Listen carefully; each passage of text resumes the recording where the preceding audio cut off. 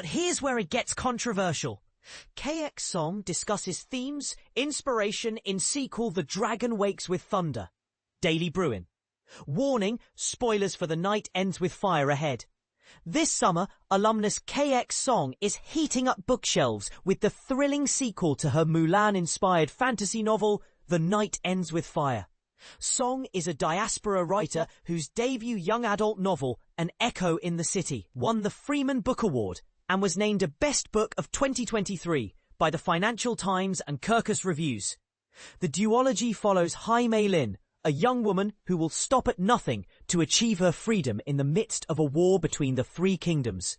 The Dragon Wakes with Thunder is the second and final installment of Mei Lin's story, which will chronicle her acquisition of unimaginable power as she decides where her loyalties lie after the war. Song spoke with the Daily Bruin's Sydney Gore about The Dragon Wakes with Thunder and its publication process ahead of the book's release August 19th. Daily Bruin, where did the idea for a duology inspired by the legend of Mulan come from? KX Song, the idea came to me in this half-dream state where I thought, what if I write this really fun escapist fantasy adventure that pays homage to all the Chinese dramas I grew up watching and loving, and that has all those tropes of star-crossed romance and angst and longing and adventure and dragons. That was sort of the impetus for how I began writing The Night Ends with Fire. When it crystallized for me that I was writing a Mulan retelling, that's when I wanted to lean into a lot of the pivotal, iconic themes. DB. The tension is definitely higher in this book, and it's building off all the different events of the first book. What stood out to you in that relationship between Mei Lin and the love interest, but also with the other powers she was dealing with in this sequel? KXS. This was my first time writing a sequel, and I realized I love them so much because you have such a rich and fertile history to be drawn from for your characters. Sky and Mei Lin have already had so much screen time together from book 1, and their relationship can reach deeper and more complex levels in book 2. In book 1, we had a very strong wartime setting, where a lot of it is physical brute force, getting your way through, just charging ahead, and being really persistent and stubborn and strong-willed. Within the palace setting of book 2, when you're in this court and there's so much political intrigue, the way that you get what you want is very different, and there are different skill sets required to be the smartest person in the room. One of the characters that I loved showcasing was Winter, Sky's older brother. In book 1, he has to be someone who's more of a background figure, versus in book 2, now we're in his court. He becomes much more of a mastermind and a central force that is an ally to Mei Lin in helping her achieve her goals. That was, to me, very exciting. In the acknowledgements section of The Night Ends with Fire, you end with a question. What does our ambition cost us? What was it like working with that question of ambition? And how did you see that pan out in the sequel? KXS.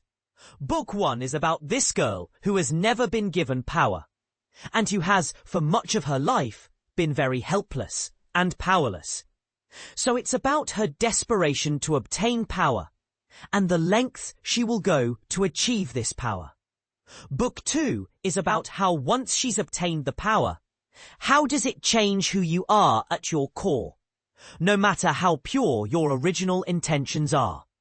For me personally, I grew up in an East Asian background, oftentimes feeling like my ambition was this negative thing that I should not have, or that I should be more content with what I already had. I had this weird toxic relationship with it, ambition, where I would be jealous of other people who were ambitious, but also not willing to admit to myself my own ambitious goals or desires. I wanted to put that into Mei Lin's personality, because I think it's quite common for people from East Asian backgrounds to feel in some ways that you should just be happy with what you have, as opposed to always aspiring for more. DB, how would you describe The Dragon Wakes with Thunder in 5 words? KXS. High stakes, trust no one. DB, how did you react to your first book being out on bookshelves, and what reflections do you have since then? KXS, I remember sitting at Bruin Plate in that little corner booth area, thinking to myself, I just really want to publish. And I felt as though things weren't working out. I was such a slow writer, and I was very hard on myself. When my book, An Echo in the City, came out, it was such a different response that it truly felt so surreal. I remember my friends who would be in Singapore or even in some random shop in Dubai would send me a picture of the book that they saw in their bookstore, and just knowing that it was reaching people all over the globe and hearing that the story resonated with them was so meaningful to me. It really helped me remember why I loved writing in the first place.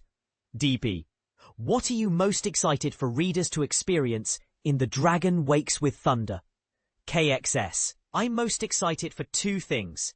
One is Maylin's growth and her arc as a character, and how she will change over the course of the series. The second thing I'm really excited for is all the twists and turns and the different ways in which you think one thing will happen and then something completely different happens.